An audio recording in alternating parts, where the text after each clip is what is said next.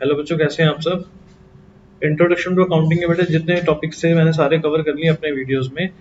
तो आज हम उनके एमसीक्यूज करने वाले हैं, एक दो वीडियोस में और डालूंगा जिसमें ताकि हमारे पूरे चैप्टर के सारे क्वेश्चंस कवर हो जाएं। तो मैं पहले आपको ये सजेस्ट करूंगा कि पहले आप वो सारे वीडियोस देख लो या पहले बुक से आप वो चैप्टर पढ़ लो, उसके बाद ही आप इन एमसीक्यूज को अटेम्प्ट करो। क्योंकि हमने रट्टा नहीं मारना, समझ समझ के करने हैं। आपने चैप्टर पढ़ा होगा या वीडियोस देखे होंगे तो आप इनको अटेम्प्ट कर पाओगे। तो बेटे स्टार्ट करते हैं, ठीक है जी। तो पहला क्वेश्चन है, who is the father of accounting. देखो बेटे, फादर ऑफ अकाउंटिंग ना लूका पिक्योली जी हैं, ठीक है। ये इटली के रहने वाले थे, ठीक है। 1494 में इनकी बुक पब्लिश हुई थी, उसमें इन्होंने डबल एंट्री सिस्टम को के ऊपर एक चैप्टर डाला था। तो इनको father of double entry system भी कहते हैं, ठीक है। हम डबल एंट्री सिस्टम भी फॉलो करते हैं, ठीक है। इन्होंने कभी क्लेम नहीं करा कि भाई वो इन्होंने इन्वेंट करा सिस्टम, बट इन्होंने बहुत उसको स्प्रेड बहुत करी थी उसके बारे में नॉलेज। तो इसका आंसर है लूका पिक्योली, ठीक है जी। तो अगले क्वेश्चन पे चलते हैं। Transactions are posted into ledger account from vouchers, bank statement, journal book और नन ऑफ दीज। देखो बेटे, जब मैंने प्रोसेस ऑफ अकाउंटिंग करवाया था तो उसमें मैंने बताया था कि भाई पहला स्टेप जो होता है वो होता है रिकॉर्डिंग का, और रिकॉर्डिंग के बाद अगला स्टेप होता है क्लासिफिकेशन का, और क्लासिफिकेशन होती है लेजर में। और लेजर में जो ट्रांजैक्शंस पोस्ट होती हैं वो होती हैं जर्नल से। जर्नल में पहले आप रिकॉर्डिंग करते हो, और जर्नल में जब रिकॉर्डिंग हो जाती है उसके बाद लेजर में होती है पोस्टिंग। वहां पर मैंने बताया था आपको entries of one type at one place. तो इसका आंसर है journal book. Transactions are posted into ledger account from journal book, ठीक है जी। तो अब हम आते हैं थर्ड क्वेश्चन पे। Bookkeeping means bookkeeping means keeping books, recording in books, recording of business transaction in the books, all of the above। तो मैंने आपको जो 7 स्टेजेस करवाई थी प्रोसेस ऑफ अकाउंटिंग, तो उसमें हमने कहा था जो पहली 4 स्टेजेस होती हैं IMRC, है ना, identification, measuring, recording and classification. ये बेटे चारों जो चीजें होती हैं ये बुक कीपिंग के अंदर आती हैं। और वहां पर हमने आपको बताया था कि बुक कीपिंग में सिर्फ बिजनेस ट्रांजेक्शन से रिकॉर्ड होती हैं और जो मॉनेटरी वैल्यू में कन्वर्ट हो सकती हैं। तो इसका आंसर है recording of business transactions in the books, क्योंकि पर्सनल ट्रांजेक्शंस को हम अकाउंटिंग में रिकॉर्ड नहीं करते हैं, ठीक है जी। तो बेटा चलते हैं नेक्स्ट क्वेश्चन पे। क्वेश्चन नंबर 4 है, objectives of accounting are calculate profit and loss, maintain records of business, depict the financial position. तो बेटे अकाउंटिंग के ऑब्जेक्टिव तो सारा कुछ ही है। हमें प्रॉफिट एंड लॉस भी निकालना होता है, पहले हम रिकॉर्ड रखते हैं सारे के सारे, उससे हम प्रॉफिट एंड लॉस, है ना, हम उससे क्या करते थे, समराइजिंग के स्टेज में ट्रायल बैलेंस बनाते थे, ट्रायल बैलेंस से हम प्रॉफिट एंड लॉस अकाउंट बनाते थे और हम बैलेंस शीट बनाते थे। तो बैलेंस शीट हमें हमारी फाइनेंशियल पोजीशन के बारे में बताती है। तो इसका आंसर हो जाएगा ऑल ऑफ दीज, क्योंकि अकाउंटिंग में हम इन सबको कर रहे होते हैं। तो आंसर इज डी, ठीक है। तो नेक्स्ट आते हैं हम क्वेश्चन नंबर 5 पे। कह रहे which is the last step of accounting as a process of information. मैंने आपको बेटा 7 स्टेप्स बताए थे, है ना।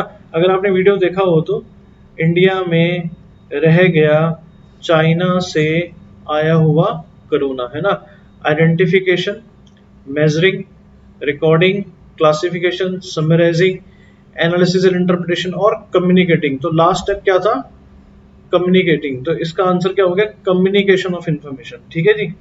तो ये बेटा आपने अगर पढ़ा होगा ना आराम से या वीडियोस देखे होंगे तो आप इनका आंसर खुद ब खुद दे पाओगे और प्रैक्टिस आपकी अच्छी हो जाएगी, ठीक है जी।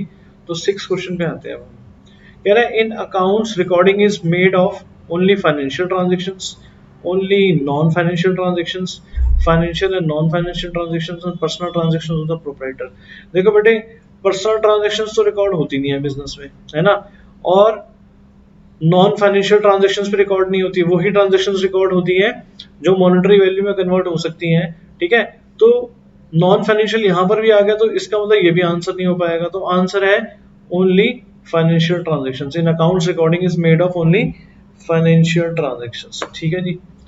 अब मैं आता हूं बेटा 7th क्वेश्चन पे। The financial information provided by an accounting system is needed bye owners, creditors, management, all of this. मैंने आपको बताया था बेटा जो फाइनेंशियल इंफॉर्मेशन है वो 2 तरह के यूजर्स होते हैं, इंटरनल यूजर्स और एक्सटर्नल यूजर्स, ठीक है। तो ओनर्स और मैनेजमेंट इंटरनल यूजर्स में आते हैं, क्रेडिटर्स एक्सटर्नल यूजर्स में आते हैं। तो ये इन सबको ही फाइनेंशियल इंफॉर्मेशन चाहिए होती है। तो इसका आंसर हो जाएगा ऑल ऑफ दिस, ठीक है। ओनर्स, क्रेडिटर्स, मैनेजमेंट सबको ही फाइनेंशियल इंफॉर्मेशन चाहिए। तो आंसर हो गया हमारा डी, ऑल ऑफ दिस, ठीक है बेटा। तो अब 8th क्वेश्चन है, विच of the following transactions will not be recorded in the books of account? इनमें से कौन सी ट्रांजेक्शन्स बुक्स ऑफ अकाउंट में रिकॉर्ड नहीं होगी? तो जरा नीचे से स्टार्ट करते हैं इस बारी। पेड वेजेस एंड सैलरीज, ये तो बेटा बिजनेस ट्रांजेक्शन है, फाइनेंशियल ट्रांजेक्शन है, रिकॉर्ड होगी, जरूर होगी। परचेज मशीनरी फॉर रीसेल, बेचने के लिए खरीदी तो क्या हो गया, बिजनेस के लिए खरीदी आपने, आपका काम होगा ऐसा कुछ, तो ये भी फाइनेंशियल ट्रांजेक्शन है, बिजनेस ट्रांजेक्शन में बिल्कुल रिकॉर्ड होगी। परचेज मशीनरी फॉर मैन्युफैक्चर, ये भी रिकॉर्ड होगी। अब इस पे आते हैं, purchase a laptop for personal use, paying the amount for personal bank account. Laptop लिया भी बेटे पर्सनल यूज के लिए है और पेमेंट भी आप पर्सनल बैंक अकाउंट से कर रहे हो, तो ये रिकॉर्ड नहीं होगी, है ना। अगर मैं बिजनेस के पैसे से लैपटॉप ले रहा होता ना, तो भी ड्राइंग्स के तौर पे रिकॉर्ड हो जाती, पर पर्सनल लैपटॉप लिया है और पर्सनल यूज के लिए लिया है और पर्सनल आप अकाउंट से पेमेंट कर रहे हो, बिजनेस अकाउंट से पेमेंट नहीं कर रहे हो, तो ये ट्रांजेक्शन रिकॉर्ड नहीं होगी। तो इसका आंसर हो जाएगा ए। ठीक है, नेक्स्ट क्वेश्चन पे आते हैं। कहते हैं जी which of the following is an advantage of accounting. तो मैंने आपको एडवांटेजेस और लिमिटेशंस करवाई थी, है ना। तो बेस्ड ऑन हिस्टोरिकल कॉस्ट, यहाँ पर जो हम एसेट्स को हिस्टोरिकल कॉस्ट पे रिकॉर्ड करते हैं, आज वैल्यू क्या होती है, कुछ चेंज हो चुकी होती है, तो ये एक लिमिटेशन थी, तो ये एडवांटेज तो है नहीं। Omission of qualitative information, accounting में हम क्वालिटेटिव इन्फॉर्मेशन को रिकॉर्ड नहीं कर पाते हैं, तो मैंने कहा था ये एक लिमिटेशन है। जैसे क्वालिटी ऑफ स्टाफ हो गई, स्ट्राइक हो गई एम्प्लॉयज की, इसकी वजह से जो नुकसान होता है हम उसको रिकॉर्ड नहीं कर पाते हैं क्योंकि ये मॉनेटरी टर्म्स में कन्वर्टेबल नहीं है, तो ये भी एक लिमिटेशन है, ये एडवांटेज नहीं है। इनकम्प्लीट इन्फॉर्मेशन, है ना, पूरी इन्फॉर्मेशन कंप्लीट नहीं है क्योंकि कई चीजें बायस बेसिस, पर्सनल बेसिस पे, पर्सनल बायस से इन्फ्लुएंस होती है ना, तो वो भी एक लिमिटेशन है, वो भी एक एडवांटेज नहीं है। तो एडवांटेज है कि अकाउंटिंग से जब आप प्रॉपर रिकॉर्ड्स मेंटेन करते हो तो आपके एरर्स डिटेक्ट हो जाते हैं, एरर्स को, गलतियों को ढूंढने में, और ये काफी हमें हेल्प करती है, तो ये एक एडवांटेज है। बाकी तीनों तो लिमिटेशंस हैं, तो इसका आंसर हो जाएगा डी। ठीक है बेटा, तो क्वेश्चन नंबर 10 पे आते हैं हम।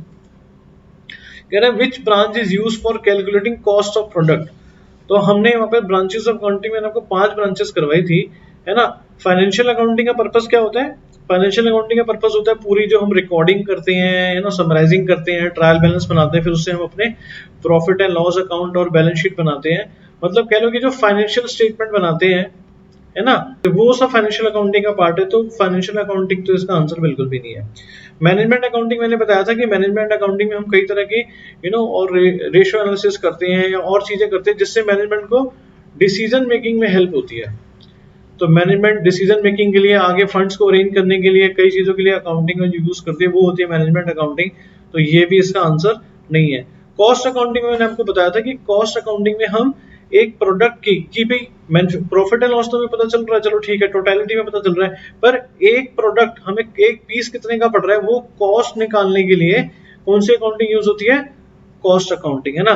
तभी तो हम उसका सेलिंग प्राइस तय कर पाएंगे, तो इसका आंसर है cost accounting. Which branch is used for calculating cost of product? तो आंसर इज कॉस्ट अकाउंटिंग। ठीक है जी। Question number 11, which of the following is a limitation of accounting. Accounting limitation, limitation मतलब डिसएडवांटेज।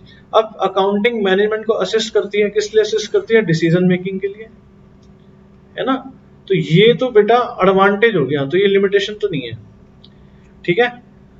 रिप्लेसेस मेमोरी, अकाउंटिंग हाँ memory को replace कर देती है। जब आप चीजों को रिकॉर्ड कर देते हो तो आपको चीजें ध्यान नहीं रखनी पड़ती हैं, है ना, तो ये तो एडवांटेज है, तो ये भी लिमिटेशन नहीं है।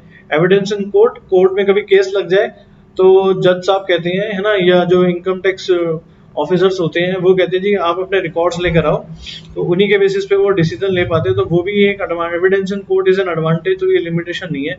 हाँ, अनरियलिस्टिक इन्फॉर्मेशन है। मैंने आपको बताया था कि भाई कई चीजें ऐसी हैं कि भाई हमें जो हमारी बैलेंस शीट होती है वो हमें पूरा रियलाइजेबल वैल्यू एसेट्स की नहीं बताती है। और जो हम एसेट्स को रिकॉर्ड करते हैं हम हिस्टोरिकल कॉस्ट पे रिकॉर्ड करते हैं, डेप्रिसिएशन लगाते हैं सिस्टमेटिकली, और जो लाइफ होती है उसका हम अज्यूम करते हैं, आइडिया लगाते हैं कि इतनी लाइफ जाएगी, उसके बेसिस पे हम डेप्रिसिएशन लगाते हैं। अब वो लाइफ कम भी हो सकती है, ज्यादा भी हो सकती है, और मार्केट वैल्यू एसेट की कुछ और होती है, तो रियलिस्टिक इन्फॉर्मेशन नहीं मिलती हमें, तो ये एक लिमिटेशन है अकाउंटिंग की। ठीक है जी। तो अब हम आते हैं क्वेश्चन नंबर 12 पे।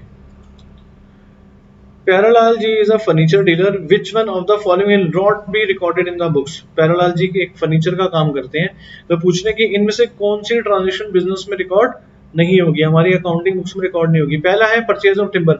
अब बेटे फर्नीचर का काम कर रहे हैं तो टिम्बर तो उनको खरीदना ही पड़ेगा ना, तो ये तो रिकॉर्ड होगी, तो ये इसका आंसर नहीं है, ठीक है जी। फिर मैं सी पे आता हूँ जरा, सेल और नहीं बी पे आते हैं जरा। Sofa set worth 10,000 taken to his home. तो सोफा सेट 10,000 रुपया बिजनेस से अगर आप घर पे लेके जाओगे तो बेटा रिकॉर्ड तो करना पड़ेगा ड्राइंग्स के तौर पे, है ना। तो ये भी रिकॉर्ड होगी। आप बिजनेस से कोई बिजनेस का एसेट घर पे लेके जाओगे तो वो रिकॉर्ड हमें यहाँ पे तो करना पड़ेगा ना, तो ओनर की कैपिटल हम उससे कम कर देते हैं।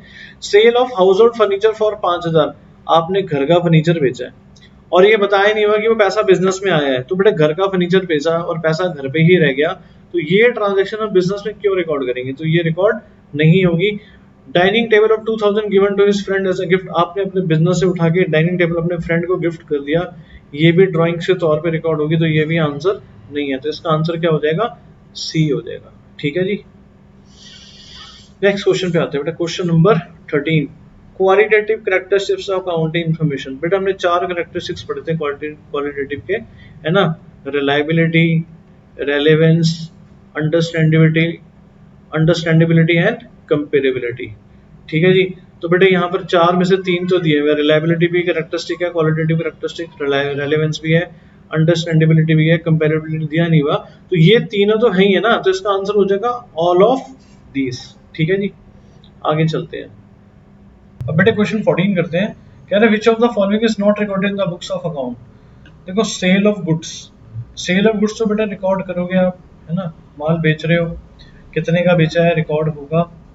पेमेंट ऑफ सैलरी, सैलरी भी पे कर रहे हो, मॉनेटरी टर्म्स में कन्वर्टेबल है तो रिकॉर्ड होगी। परचेज ऑफ गुड्स भी रिकॉर्ड होगा, मॉनेटरी टर्म्स में कन्वर्टेबल है ना।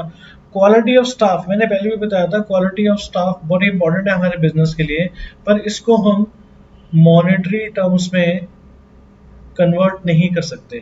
तो जब हम आइडेंटिफिकेशन की स्टेज में होते हैं, हम देखते हैं जी बिजनेस ट्रांजेक्शन है और ये मॉनेटरी टर्म्स में कन्वर्टेबल है भी या नहीं, तो मॉनेटरी टर्म्स में कन्वर्टेबल नहीं होती तो हम इसका रिकॉर्ड नहीं करते, तो इसका आंसर हो जाएगा क्वालिटी ऑफ स्टाफ, ठीक है बेटा, जो कि आज का लास्ट क्वेश्चन है।